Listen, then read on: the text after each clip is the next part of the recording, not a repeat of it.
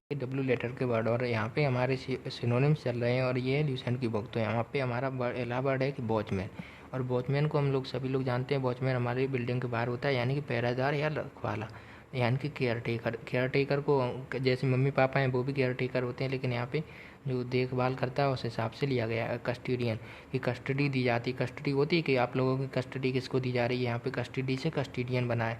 और गार्ड तो हम लोग जानते हैं जो हमारी सुरक्षा करता है। तो यहाँ पे सेकंड वर्ड है कि वेल नोन। वेल नोन का मतलब कि जो प्रसिद्ध हो, जिसकी ख्याति हो, जिसे सब जानते हो, फेमस आदमी। अब जैसे मोदी जी हैं, फेमस है, कोई सेलिब्रिटी है, फेमस है, रीनाउंड। तो रिनाउंड का मतलब जिसको फेमस हो, जो बहुत ज़्यादा फेमस हो, जिसको सभी लोग जानते। तो यहाँ पे हमारा वर्ड है रेनोन्ड। रेनोन्ड का मतलब जो फेमस हो या प्रसिद्ध होते हैं, यहाँ पे रेनोन्ड को याद कर सकते हैं प्रसिद्धि से। तो यहाँ पे रेनोन्ड का मतलब क्या होता है, प्रसिद्ध या ख्याति। तो इसको 2-3 बार बोलोगे कि रेनोन्ड, रेनोन्ड की रे उन्होंने रे ओन्ड की री ओन्ड।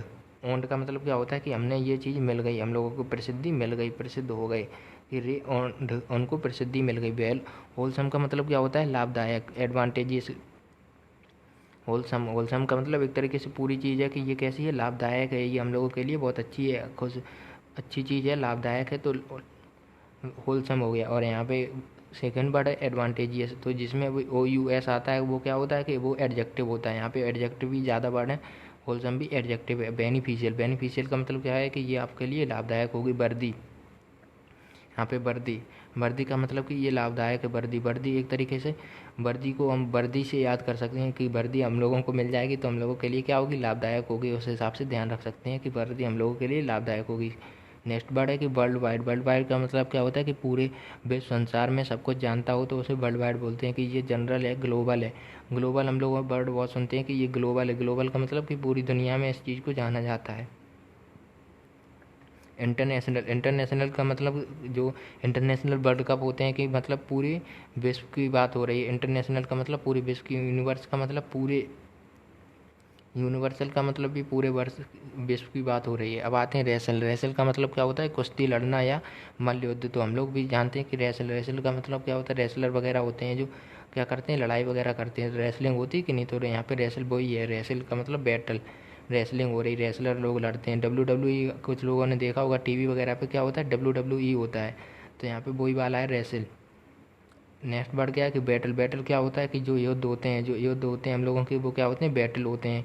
अब यहाँ पे कॉम्बैट की कम आओ, बैट, बैट से लड़ेंगे, बैट से लड़ाई की। कम का मतलब आना होता है कि नहीं, कॉम्बैट, कम आओ बैट से लड़ाई करेंगे, तो यहाँ पे वो हो गया। और यहाँ पे बैटल को भी बैट से ध्यान रख लो कि बैट से मारा, बैटल कर दिया, बैट से मारा, लड़ाई में बैट से मारा। कंटेंटेड, कंटेंटेड का मतलब क्या होता है कि युद्ध, युद्ध वगैरह से रिश्ता, युद्ध वगैरह से रिलेशन रखना, कि कंटेंटेड। अब आते हैं कंटेस्ट। कंटेस्ट का मतलब क्या होता है, कॉन्टेस्ट। कॉन्टेस्ट का मतलब एक तरीके से ये युद्ध तो नहीं कहेंगे, लेकिन इसको ये कहेंगे कि प्रतिस्पर्धा हो रही है। जैसे कि बहुत बड़े बड़े कॉन्टेस्ट होते हैं, कि जैसे कि हम लोगों का जो मिस यूनिवर्स होते हैं, मिस वर्ल्ड होते हैं, ये क्या होते हैं, कॉन्टेस्ट होते हैं कि नहीं। और सिंगिंग के कॉन्टेस्ट होते हैं कि नहीं, सिंगिंग और जो भी आते हैं वो क्या होते हैं, कॉन्टेस्ट होते हैं। अब आते हैं बाई वाले वर्ड पे। तो बाई वाला वर्ड क्या है, ईयरली। ईयरली का मतलब क्या होता है, वार्षिक या एनुअल। एनुअल कि हर साल में एक बार होती है, उसे एनुअल बोला जाता है, कि एनुअल फंक्शन होता है स्कूलों में, एनुअल।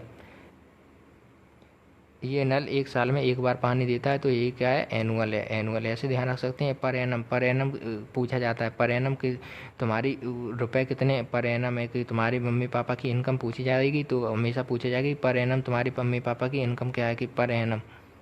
तो यहाँ पे वो पर एनम है। अब आते हैं ईल्ड। ईल्ड का मतलब क्या होता है, हवाला करना या उत्पन्न करना। ईल्ड का मतलब दो सेंस में लिया जाता है, या तो हवाले करना या उत्पन्न करना। तो यहाँ पे एब्डिकेट। एब्डिकेट का मतलब क्या होता है कि हवाले कर दो तुम मुझे, अब दिख गए हो तो अब तुम मुझे हवाले कर दो, अब दिख गए तो अब तुम मुझे हवाले कर दो। ऐसे बोलोगे तो एब्डिकेट को याद कर लोगे कि अब दिख गए तो हवाले कर दो। अलाउ का मतलब क्या होता है कि अंदर आने दो, यानी कि हवाले कर दिया, अब हमने तुम्हारे अलाउ कर दिया कि तुम मुझे आ जाओ, अलाउ। अब आते हैं कंप्लाई। कंप्लाई का मतलब भी यही होता है, हवाला करना। और कॉन्सीड का मतलब भी यहाँ पे हवाला करना ही है। उत्पन्न करने से कोई भी वर्ड अभी यहाँ पे नहीं यूज हुआ है। नेक्स्ट वर्ड हमारा क्या है, यूथफुल। यूथफुल का मतलब क्या होता है, युवा। युवा जो होता है उसे बोलते हैं यूथफुल। और जो जैसे ब्यूटीफुल होता है, तो यहाँ पे क्या है, एडजेक्टिव है, जिसमें FUL लगा होता है, वो क्या होता है, एडजेक्टिव होता है। अब वॉइस, जो बॉयज़ को यहाँ पे किस सेंस में लिया गया कि युवा पीढ़ी है, ये हमारी युवा पीढ़ी है। मोदी जी नहीं बोलते हैं कि युवा पीढ़ी हमारी बहुत भविष्य के लिए काम करेगी, तो ये वही युवा पीढ़ी है। बॉयज़ है, चाइल्डिश है। चाइल्डिश का मतलब बचपना है इनमें थोड़ा, यंग। ये कैसे हैं? यंग हैं, यूथ हैं, इमेच्योर हैं कि मतलब ये युवा हैं। युवा कैसे हैं? इमेच्योर हैं। तो यहाँ पे उस सेंस में। अब आते हैं नेक्स्ट वर्ड पे। नेक्स्ट वर्ड हमारा झील। झील का मतलब क्या होता है? उत्साह या जोश। कि झील इनके पास कैसा है कि उत्साह है, डिवोशन है। डिवोशन का मतलब एक तरीके से इनके अंदर ललक है, उनके अंदर भावना है, उत्साह है, किसी चीज़ को पाने की ललक है। तो उस हिसाब से डिवोशन का इस्तेमाल किया गया है। स्पिरिट। स्पिरिट को एक तरीके से ये डिवोशन और स्पिरिट कैसे हैं? धार्मिक वर्ड होते हैं कि हम लोग थोड़ा स्पिरिचुअल हो जाते हैं। स्पिरिचुअल मतलब धार्मिक, धर्म का वगैरह पूजा पाठ से रिलेटेड वर्ड ये हैं कि पूजा पाठ करते हैं। जैसे कि हम लोगों में उत्साह कब आता है? कि जब हम हारने वाले होते हैं तो हम लोग भगवान का नाम लेते हैं, तो कैसे हो जाते हैं कि भगवान का एक अलग सी स्पिरिट आती है, एक अलग सा डिवोशन आता है। तो यहाँ पे वही है, स्पिरिट और डिवोशन से मतलब हम लोगों का।